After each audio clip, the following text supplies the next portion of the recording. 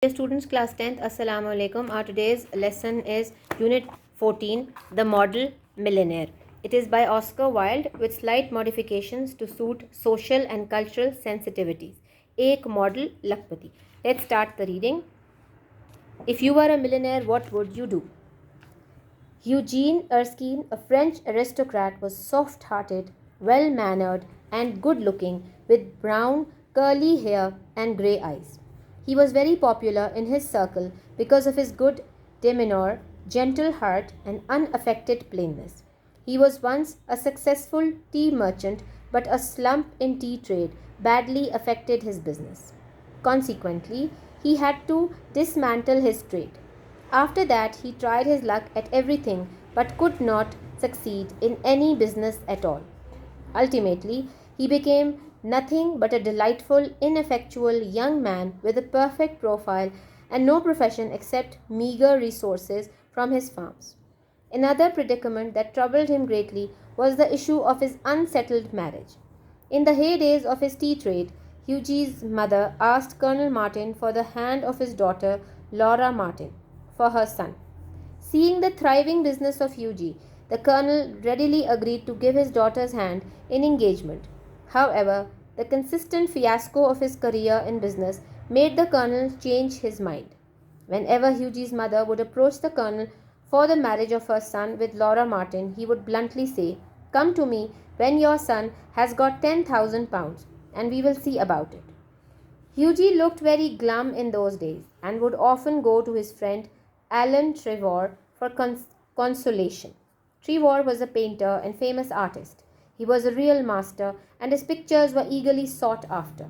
One morning, when Eugene came to Trevor's studio, he found him giving finishing touches to a wonderful life-size picture of a beggar man. The beggar himself was standing on a raised platform in a corner of the studio. He was a wizened old man with a face like wrinkled parchment and a most piteous expression. Over his shoulders was flung a coarse brown cloak, all tears and tatters. His thick boots were patched and cobbled, and with one hand he leant on a rough stick, while with the other he held out his battered hat for arms. "What an amazing model!" whispered Eugene as he shook hands with his friend. "An amazing model!" shouted Trevor at the top of his voice. "I should think so. Such beggars as he are not to be met with every day. Poor old chap," said Eugene. "How miserable he looks! But I suppose to you painters his face is his fortune." "Certainly," replied Trevor. "You don't want a beggar look happy, do you?" "How much does a model get for sitting?" asked Eugene as he found himself a comfortable seat on a divan. "A shilling an hour." "And how much do you get for your picture, Alan?" "Oh, for this I get £2,000. "Guineas," replied Trevor. "Well, I think the model should have a percentage," cried Eugene, laughing. "They work quite as hard as you do." "It's all very well, Eugene, for you to talk, but I assure you that there are moments when art almost attains to the dignity of manual labor." After some time, the servant came in and told Trevor that the frame maker wanted to speak to him. "Don't run away, Eugene," he said as he went out. "I will be back in a moment." The old beggar man took advantage of Trevor's absence to rest for a moment on a wooden bench that was behind him. He looked so forlorn and wretched that Eugene could not help pitying him, and felt in his pockets to see what money he had. All he could find was a sovereign and some coppers. "Poor old fellow," he thought to himself. "He wants it more than I do," and he walked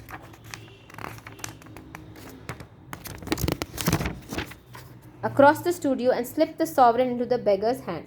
The old man startled, and a faint smile flitted across his withered lips. "Then you, sir," he said. "Thank you." "Thank you, sir," he said. "Thank you." Then Trevor arrived, and Eugene took his leave and walked home. That night he strolled into the cafe at about 11 o'clock and found Trevor sitting by himself in the coffee room drinking hot cappuccino. "Well, Alan, did you get the picture finished all right?" he said as he ordered his cup of black coffee. "Finished and framed, my boy," answered Trevor, "and by you have made a conquest. The old model you saw is quite devoted to you. I had to tell him about you, who you are, where you live, and what your income is, what prospects you have. My dear Alan, cried Hughie, I shall probably find him waiting for me when you go home. But of course you are only joking. Poor old Wretch, I wish I could do something for him. I think it is dreadful that anyone should be so miserable and I have got heaps of old clothes at home. Do you think he would care for any of them with his rags? Why, his rags were falling to bits. But he looks splendid in them, said Trevor. I wouldn't paint him in a frock coat for anything what you call rags, I call romance. However, I'll tell him of your offer. You don't mean to say you talked to him about me, said Hughie. Certainly I did. He knows all about the relentless Colonel, your marriage, and the £10,000. You told that beggar all my private affairs, cried Hughie, looking very red and angry. My dear boy, said Trevor, smiling, that old beggar, as you call him, is one of the richest men in Europe. He could buy all London tomorrow without overdrawing his account. He has a house in every capital, dines off gold plates. What? Exclaimed Hughie. What I say, said Trevor. The old man you saw today in the studio was Baron Hosberg. He is a great friend of mine. He gave me a commission a month ago to paint him as a beggar, and I must say he made a magnificent figure in his rags. Baron Hosberg, cried Hughie. Good heavens! I gave him a sovereign, shouted Trevor, and he burst into a roar of laughter. My dear boy, you'll never see it again. I think you might have told me, Alan, said Hughie sulkily, and not have let me make such a fool of myself. Well, to begin with, Hughie, said Trevor, it never entered my mind that you went about distributing arms in that reckless way. And when you came in, I didn't know whether Hosberg would like his name mentioned. You know, he wasn't in his own dress. What a duffer he must think me, said Hughie. Not at all. He was in the highest spirits after you left. Kept chuckling to himself and rubbing his old wrinkled hands together. I couldn't make out why he was so interested to know all about you, but I see it all now. I'm an unlucky fellow, growled Hughie. The best thing I can do is to go to bed, and my dear Alan, you mustn't tell anyone. Nonsense, it reflects the highest credit on your philanthropic spirit, Hughie. And don't run away. Have another cup of coffee. However, Hughie wouldn't stop, but walked home, feeling very unhappy and leaving Alan Trevor in fits of laughter. The next morning, as he was at breakfast, the servant brought him up a card on which was written, Mr. Gustav Nordin from Baron Hosberg. I suppose he has come for an apology, said Hughie to himself, and he told the servant to show the visitor up. An old gentleman with gold spectacles and grey hair came into the room and said, Have I the honour of addressing Monsieur Erskine? Hughie bowed and said, Yes, sir.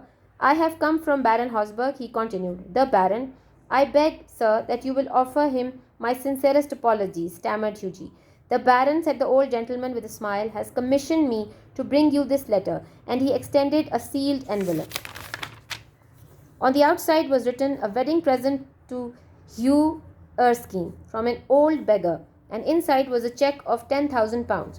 When he married Alan Trevor was the best man, and the Baron made a speech at the wedding breakfast. Millionaire models, remarked Alan, are rare enough, but by Jove, model millionaires are rarer still. Let's move on to the words and meanings. Aristocrat, Ashrafia, people born in the highest social class who have special titles. Demeanor, the way that somebody looks at or behaves. Bartao, prosaic, commonplace, unromantic. Bemaza, mamuli, fascinating, dilfarebi, attracting the strong attention and interest of someone. Ineffectual, betakhir, a person lacking the ability or qualities to fulfill a role or handle a situation. Betasir, glum, looking or feeling dejected. Udas, parchment, purane kaghzat, chimda, a stiff, flat, thin material made from the prepared skin of an animal, usually a sheep or goat, and used as a durable writing surface in ancient and medieval times. Wizened, shriveled or wrinkled with age. Suka hua, battered, of a thing damaged by age and repeated use. Purana, divan, long, low sofa without a back or arms. Guineas, the sum of around £1, shillings in pre-decimal currency, now used mainly for determining professional fees and auction prices. Mamuli rakam, sovereign, a former British gold coin worth £1 sterling, now only minted for commemorative purposes. Khud Mukhtar. Coppers, brown coins of low value made of copper or bronze. Tambe ke sikke.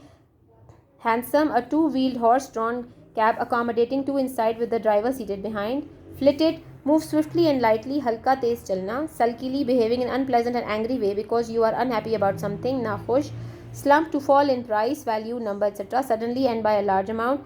Qadar, कीमत. Predicament, difficult or an unpleasant situation, especially one where it is difficult to know what to do. Pareshan kun. Fiasco, something that does not succeed, often in a way that causes embarrassment. Nakam.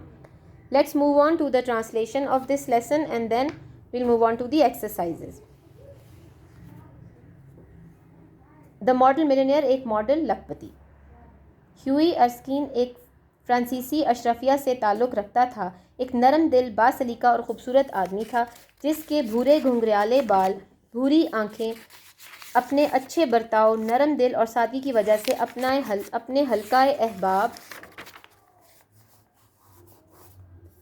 में बहुत मकबूल था. एक ज़माने में वो चाय का एक कामयाब सौदागर था, मगर चाय की तिजारत में कसाबाजी ने उसके कारोबार को बड़ी बुरी तरह से मुतासिर किया. नतीजतन उसे कारोबार ख़त्म करना पड़ा. इसके बाद उसने हर चीज़ पर कीमत आजमाई, लेकिन किसी भी कारोबार में कामयाब ना हो सका और बिल आखिर वो कुछ ना बना बल्कि एक दिलकश और गैर मुयस्सर आला हैसियत रखने वाला जवान आदमी था. उसके अपने खेतों के मामूली वसाइल के अलावा कोई आमदन का ज़रिया ना था और दूसरी मुश्किल सूरत हाल जिसने उसे बहुत परेशान किया हुआ था उसकी ना होने वाली शादी का था. चाय का कारोबार के अच्छे दिनों में ह्यूजी की माँ ने कर्नल मार्टिन की बेटी लॉरा मार्टिन का रिश्ता अपने बेटे के लिए मांगा. ह्यूजी का ज़बरदस्त कारोबार देखकर कर्नल फौरी तौर पर अपनी बेटी के रिश्ते या मंगनी के लिए राज़ी हो गया. ताहम कारोबार में मुसलसल मुज़ाहका ख़ेज़ नाकामी की वजह से कर्नल ने अपना इरादा तब्दील कर दिया. जब कभी ह्यूजी की माँ लॉरा मार्टिन के अपने बेटे की शादी के लिए कर्नल के पास जाती तो वो दो टोक अल्फाज में कहता था, मेरे पास उस वक्त आना जब तुम्हारे बेटे के पास 10,000 पाउंड मौजूद हों तो हम इस बात पर गौर करेंगे. ह्यूजी इन दिनों बहुत उदास दिखाई देता था और अक्सर अपने दोस्त इवॉन ट्रेवर के पास तसल्ली या मशवरे के लिए जाता था. ट्रेवर एक पेंटर और मशहूर मुसव्विर था. वो अपने फ़न में हकीकी माहिर था और उसकी तस्वीर शौक़ के तलब के लिए जाती थी. एक सुबह जब ह्यूजी ट्रेवर के स्टूडियो आया तो उसने एक भिखारी के बड़े साइज़ वाले तस्वीर को बनाने के आखिरी मराहिल में पाया. भिखारी ख़ुद भी स्टूडियो के एक कोने में एक ऊंची जगह पर खड़ा था.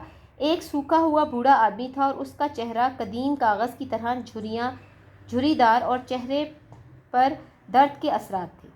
उसके कंधों पर एक मामूली भूरा फटा पुराना चोगा पड़ा था. उसके मोटे जूतों पर पैबंद लगे हुए थे और मुरम्मत शुदा थे और वो एक खुरदुरे छड़ी पर झुका हुआ था और दूसरे हाथ से उसने खैरात मांगने के लिए एक पुराना हैट पकड़ा हुआ था. ह्यूजी ने सरगोशी करते हुए कहा, कितना हैरान कुन मॉडल है. जो ही उसने अपने दोस्त से हाथ मिलाया, ट्रेवर ने भी बुलंद आवाज़ में चीख लगाई, मेरा भी यही ख्याल है कि ये एक हैरान कुन मॉडल है. इस किस्म के भिखारी रोज़ रोज़ नहीं मिलते. पुराना गरीब दोस्त. ह्यूजी ने कहा, कितनी बुरी हालत में दिखाई देता है, लेकिन मेरा ख्याल है कि तुम मुसव्विरों के लिए इसका चेहरा उसकी किस्मत है. ट्रेवर ने जवाब दिया, यकीनन. तुम नहीं चाहते कि एक भिखारी खुश नज़र आए, क्या तुम ऐसा चाहते हो? ह्यूजी ने पूछा, एक मॉडल यहाँ बैठने के लिए कितनी रकम लेता है? यूं ही उसने सोफ़े पर आरामदेह जगह पाई. 1 घंटे के एवज़ 1 शिलिंग. और इस तस्वीर का तुम्हें कितनी रकम मिलती है? और इसके लिए मुझे 2,000 मिलते हैं, ट्रेवर ने जवाब दिया. कैसे हैवी हंसते हुए चीख लगाई, अच्छा, मेरा ख्याल है कि मॉडल को फ़ीसद के हिसाब से रकम मिलनी चाहिए. वो इतनी मेहनत करते हैं जितना तुम करते हो. ह्यूजी, तुम्हारी बात अपनी जगह है, लेकिन मैं तुम्हें यकीन दिलाता हूँ इसमें ऐसा वक्त भी आता है कि इस फ़न या मुसव्वरी में जिस्मानी मेहनत की तरह काम करना पड़ता है. कुछ वक्त के बाद खादिम अंदर आया और ट्रेवर को बताया कि फ्रेम बनाने वाला उससे बात करना चाहता है. ह्यूजी, मत जाओ. यूं ही वो बाहर जाने लगा, मैं एक लम्हे में वापस आऊँगा. बूढ़ा भिखारी ट्रेवर की गैर हाज़िरी के फ़ायदा उठाते हुए अपने पीछे पड़े बेंच पर आराम करने लगा और इतना लाचार और मुसीबत ज़दा लग रहा था कि ह्यूजी ने उस पर तरस भी ना खा सका और उसने अपनी जेब को टटोलते हुए देखा. उसके पास कितनी रकम थी? वो कुछ उसे मिलावा किया कि स्टर्लिंग पाउंड भी मामूली सिक्के थे. उसने दिल में कहा, गरीब बूढ़े आदमी, उसे मुझसे ज़्यादा इस चीज़ की ज़रूरत होगी. और स्टूडियो के इस पार जाकर वो सिक्का भिखारी के हाथ में रख दिया. बूढ़ा अचानक उठा और उसके मुरझाए हुए होंठों पर हल्की सी मुस्कुराहट फैल गई। उसने कहा, जनाब आपका शुक्रिया, जनाब आपका शुक्रिया। अब I explain this lesson to you. इसमें है, ये स्टोरी में ये है कि यूजी के हालात ख़राब हैं, वो अपने फ्रेंड से मिलने जाता है, वहाँ एक बूढ़े आदमी की पेंटिंग बन रही है। लेटर ऑन उसे पता लगता है that old man is a millionaire beyond, is a billionaire, he is much more than that, he can buy anything. लेकिन यूजी की जो अच्छी हरकत जो उसने अपने पैसे निकाल के इस बूढ़े आदमी को दी, उसकी वजह से that old man gets so impressed that he gives him the 10,000 pounds that were required for him to get married to the lady he always wanted to. Moving on to question answers. What was Yuji's financial status? Financial status of Yuji was bad because he had lost a lot of money in his tea trade. What condition was laid down by the colonel of Yuji's marriage to his daughter? The condition was that Yuji must have 10,000 pounds before he even asked for the girl's hand. Was Alan a good painter? What makes you think that? Yes, Alan was a good painter because his painting was so effective that it had touched Yuji's heart. Describe the role of Colonel Martin in the story. Would you describe him as a negative character or not? He's not a negative character, but he made Yuji push him. He wanted to push him towards earning some money, as he did not want his daughter to marry a man without any money. Draw the character sketch of Erskine Yuji in the story The Model Millionaire. The character sketch is that Yuji is a very nice person, a very kind-hearted person, even though he was himself suffering due to lack of money, but he gave whatever money he had in his pocket to the poor beggar. Describe the climax of the story in your own words. Also present a sketch of how you would have ended the story and what you have if you had been the writer. Now let's explain the story a little better. It is evident from the story that the colonel was a greedy person. He was himself a high-profile man, and when he saw the thriving business of Yuji, he readily agreed to give his daughter's house and daughter's hand in engagement. But later on, when he refused the marriage of Yuji with his daughter Laura Martin, because now Yuji had become a poor man and had lost his tea business. Yuji Erskine was a handsome and charming man. He was generous but unlucky in money. He was kind-hearted towards people, and he perceived having less than he did. The story's Model Millionaire has a twisted plot, having exposition, inciting action, rising action, climax, falling action, and a resolution. Its climax point is that when Yuji Erskine offers money to a beggar who turns out to be one of the richest men in Europe. Now, what is the theme of the story? The Model Millionaire.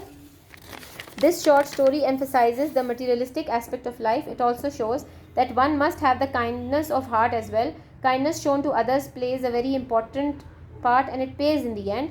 And this story also shows and teaches us that rich people must know the proper ways to expand their wealth to help other needy people. It gives them spiritual satisfaction. Choose the correct option. In The Model Millionaire, what does Colonel Martin want from Yuji before he would allow him to marry his daughter? He wants financial stability. All of these traits may be used to describe Yuji Erskine from The Model Millionaire except A. Yuji was not greedy at all. His pictures were eagerly sought after. In sentence, the antonym of the word eagerly is indifferently.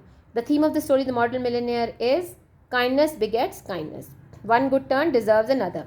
In Oscar Wilde's The Model Millionaire, Alan considered the model's face his fortune because he looked miserable.